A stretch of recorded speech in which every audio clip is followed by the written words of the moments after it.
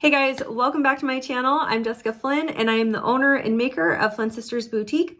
And today I'm going to show you how I created my color shifty black swirl kind of design. When I originally created this a couple years ago, I called it the High Priestess because that was the name, I think, of the tarot imagery that I had used on that. I'm not into any of that, but I just thought it looked really cool.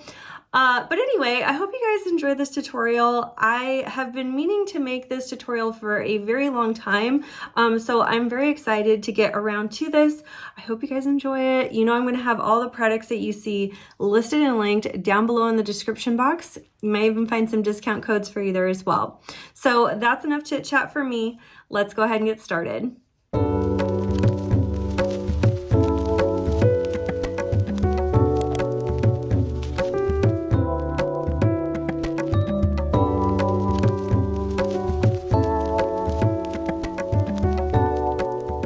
All right, you guys, so today we're starting with a 30-ounce skinny straight from Craft Haven that I've already sanded to prep and spray painted with a flat black spray paint. As soon as this was dry to the touch, we were ready to start applying our epoxy, which we'll be using as the adhesive for our glitter today. I mixed about 5 milliliters of epoxy and I'll use almost all of that today. Normally when we're doing epoxy method, I'll tell you to use like 1 milliliter, very little. But because we're using a very chunky glitter and we want it to lay flat, we're going to be adding more epoxy than we would normally use. So we want to, you know, it's still a thin layer, but it's just a little juicier than we're used to. Today I'm using Fake News from Feather Bear Bling. This is a chunky chameleon shift and it is absolutely gorgeous. And we're not going to really let it rip. I'm going to start in this bottom rim here and I'm only putting glitter into the little well at the bottom here. I'm not letting it rip around the corner because we're not really going to add a lot of glitter to that bottom rim because it's rounded and I don't want the trouble of trying to smooth it out. Plus, we're going to cover most of this anyway with our swirl. So again, we're not letting it rip. We're just doing a generous sprinkle so that we can get this to lay flat. After I've got the cup coated with our glitter, I'm going to take a piece of this parchment paper here and I'm going to pat down any pokey bits that are sticking straight up. And I'm going to set this on the rack to dry for about 2 to 3 hours before we move on to the next step. Now that my glitter is completely dry, I'm going to seal it in with some quick coat from counterculturediy.com. No, I'm not going to link this product. I talk about it all the time on my videos. You guys can go to counterculturediy.com, search their website for Quick Coat. This is a water-based urethane sealer, and I'm going to apply it all over my cup with a gloved finger. We want a thin coat. We don't want this running or dripping off. And I want to let this dry for at least 45 minutes before we apply our first epoxy coat. What this is going to do is get into all those nooks and crannies of our chunkier glitter so that that first coat of epoxy lays down much smoother and it saves me some time rather than having to do 2 epoxy coats. I'll only have to do 1 before I'm smooth enough to move on to our marbling or our swirl coat. Now that my quick coat is completely dry, I'm going to apply my first coat of epoxy. I've got about 60 milliliters mixed here. I probably won't use it all, but I'd rather have a little too much than not enough, particularly when we're going over this rocky terrain here. I'm going to apply it like I normally would, and then I'm going to pop it with my torch to get any bubbles, and I'm going to let this dry for about 6 to 8 hours. I'm not using a fast setting epoxy today, so my dry time is a little longer than usual, but that's okay, and your dry time may vary based on the brand and type of epoxy that you're using. Now that my first layer of epoxy is dry, I'm ready to start on my swirl. I've got about 60 or so milliliters of epoxy mixed here, and we're going to be adding some colorants to it. But first, I'm going to put on a normal size coat. This isn't a generous coat. I would say this would be around 30 milliliters or less, just enough to where I don't feel the surface of the cup under my glove when I'm gliding the epoxy on. Once I have that coat applied, I'm going to start mixing my colorants. I'm going to put small amounts of the remaining epoxy that I have into some separate medicine cups, and we're going to mix in black epoxy dye into the largest amount, which is somewhere around 10 milliliters. Then we will mix white epoxy dye into one of the smaller amounts, which should be around 5 milliliters. And then I'm going to add in a little bit of gold pigment powder into the smallest medicine cup, which should be about 5 milliliters. Once I've got all of those mixed, I'm going to start by applying my black colorant first. Using a gloved finger, I'm going to just finger paint in our black dyed epoxy at a very steep angled swirl.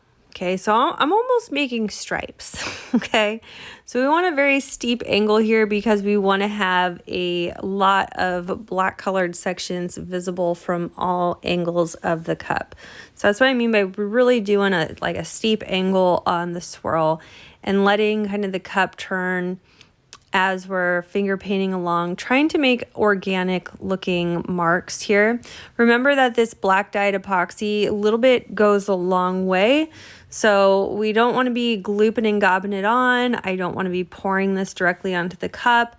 I also don't want to be drizzling it with a popsicle stick or something where I'll have less control. If you are somebody who struggles with marbling or Milky Ways and things like that, really try doing it with a gloved finger because you literally just finger paint it on and it looks fantastic. Once I have all my black applied in the swirl design that I'm after, I'm going to take a heat gun and use it to just bloom certain sections. I don't want to hit the entire cup with the heat gun because I don't want movement everywhere. For the most part, I want this swirl to kind of stay put. I just kind of want to bloom and fan out certain sections that I felt I could have gotten a little more thicker, but I also don't want to I don't want the texture of it being wiped around anymore, if that makes sense. After I've done that, I'm going to take a fine point silicone brush and I'm going to start kind of scribbling in that white to just random parts of our design here. I kind of have it on the outer edges of those black sections there. But I really like this fine point silicone brush because it allows me to get that veining and stuff that I'm after for kind of a marbled look. I don't know. But I want to go very conservative with this. If you wanted to fan out these white sections for kind of a white smoky look, you could do that too. But at this point in our process, we're not going to be adding any more additional heat because any heat that we add into this, the more movement we're going to get. And I really don't want any movement at this point. After applying the white veins, I went in with the gold and did the same thing. This time I added a little bit more of the gold into the black sections rather than just on the outer edges. I really think less is more with this look because we're going to be adding quite a bit of stuff on top of this, so we don't want to be getting too busy with it. Also, periodically, I'll take like a gloved finger and scoop out any areas where I went a little too heavy-handed with the black or it just looks too thick. You could just scoop it out. Once we're done with this, I'm going to let it dry for at least 6 to 8 hours before we move on to the next step. Remember, anytime that we're adding colorants into especially a thinner coat of epoxy, you're going to have a lot of waves. You're going to have a lot of peaks and valleys. Don't let that freak you out. That's totally normal. We're going to put a pretty generous coat of epoxy over that to smooth everything out. So I've got about 30 milliliters of epoxy here, and that should be enough to level things out. If it's still a little bit wavy, just add another coat. It's okay. I'm going to let this coat dry for a few hours before we move on to the next step. I think this coat actually was a fast set, and I think it was actually curing as I was filming this because it was like setting way too quickly, but whatever. But once this coat was dry, I was ready to move on to my sanding. I've got about an 80 grit sanding block here, and I'm going to do my normal sanding routine. We're going to sand down any kind of pokey bits, particularly around our top and bottom rim. Of course, you know I'm going to sand that top rim down really well so we can expose a fine line of stainless steel. This is where our final coats of epoxy will adhere to create the final seal for our tumbler. That way we're establishing the seal on the outer rim rather than the very top rim where it's more vulnerable. Once I'm done sanding, I'm going to clean this up with some rubbing alcohol on a paper towel, and now we're ready to move on to our vinyl. For the back side of our design, I have this black marble triangle. I've printed this on just regular printable vinyl. This is a black marble triangle that I got from a clip art set a long time ago. I will link it down below. And I'm just going to cut it out with a pair of scissors and set it against my tumbler and measure to make sure it's straight. Then I'll peel back a small section of that paper backing and anchor down one corner of my triangle, and then just smooth on the remainder of the piece there. I looked at this and realized I didn't get the triangle tall enough, so I actually ended up taking this off and redoing it. The triangle should be about 8 inches tall by around 7.5 inches wide. And I just printed this using Google Docs. Super simple. You could do the same in Microsoft Word or whatever. You don't have to print this in Cricut if you don't want to. And I just optimized my print settings. If you have trouble with printing from Google Docs, I will link a video down below that you might find helpful. Once I got that on there, I moved on to the decal that we're going to be putting on the front. This decal is extremely detailed, and it took me 3 different tries with 3 different vinyls. I finally landed on the good old Cricut textured metallic vinyl, and I'm going to kiss cut with my craft knife around the most detailed sections of this decal and weed the outer sections that are easier to weed, because I'm actually going to weed the hard parts after I transfer it onto my tumbler. I understand that when I was filming this, I was really out of frame, but I filmed this at 1 o'clock in the morning after I had been trying to put this decal on for about 2 hours, okay? So I was having a really hard time. And if I remember correctly, when I first made this back in 2019, I had the same issue because these are super detailed. But this way actually worked out really well. Doing it this way only took me 20 minutes after I failed several times doing several different ways. I cut the textured metallic vinyl on the textured metallic vinyl setting on my Cricut, and that worked out just fine for me.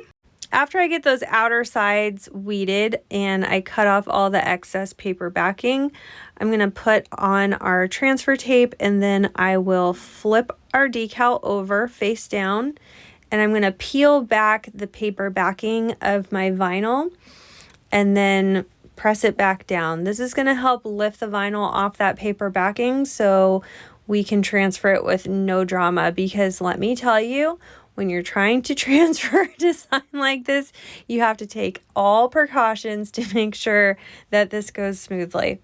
I'm going to measure twice, so I only have to cut once. And I'm going to use the overhang of our transfer tape to anchor everything down while we peel back the opposite side of our backing paper. And then we'll just press down our decal very, very carefully.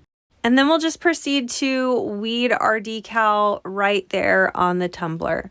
There are so many little details in this. This definitely is the hardest part of the design, but it is totally worth it. So here's what it should look like so far. Beautiful, love it. Now I'm going to go back around to that triangle and I'm going to line it with the same gold vinyl. I cut these strips using my Cricut, using the shapes feature in Cricut Design Space. I sized those squares at 11.5 inches wide by 0.15 inches tall. And we're just going to place that nicely around the edge of our triangle and then trim the edges with our craft knife. Because we're using textured gold vinyl, you're not going to see the seam of the vinyl underneath, which makes this an ideal choice for this design because I don't want to have to do another layer of epoxy because we're going to have so many layers to this already. Once I get this lined out, we're ready to start on our final layers of epoxy. I wanted this marble section to have a special kind of sparkle to it. So I've got 30 milliliters of epoxy mixed here, and I'm going to pour between 10 and 15 milliliters out into an extra medicine cup. Then I'm going to take this Cullen from Feather Bear Bling.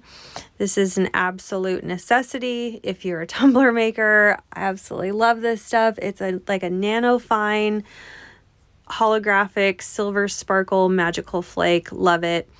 I'm going to apply this just inside the triangle. All right, so with a gloved finger, we're going to spread this just along the triangle, nowhere else. And I'm sure you're asking yourself, why don't you just coat the whole cup with that? Well, because I want there to be a contrast between the sparkle on this marble and the sparkle with the rest of the cup so that the marble almost looks like it's inlaid and completely made separate from the rest of the design. I also don't want to see this little sparkle over my gold vinyl. So that's why we're just applying this to inside the triangle. I used to tape off these sections and epoxy them separately, lift the tape after about 45 minutes, and then tape the remainder of my cup.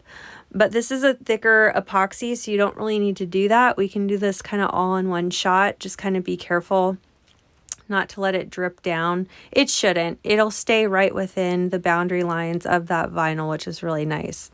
So after we get this applied to the triangle, I put a clean glove on and epoxied the remainder of my cup, bringing our clear epoxy just up along the side of that sparkly epoxy, being sure not to drag everything back and forth.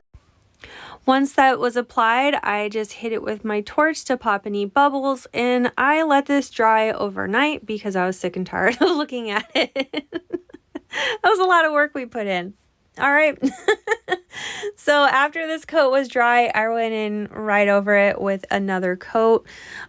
This definitely is not a beginner tutorial. There's a lot of steps and layers to this design. You know, I think altogether I ended up with like 6 or 7 epoxy layers, which is fine. But I absolutely love how this turned out. Let me know what you thought in the comments, and if you like my video, please be sure to give us a big thumbs up, and if you haven't already, please subscribe to my channel. I upload new videos every Wednesday and Saturday. Thank you so much for watching, and we'll see you again soon.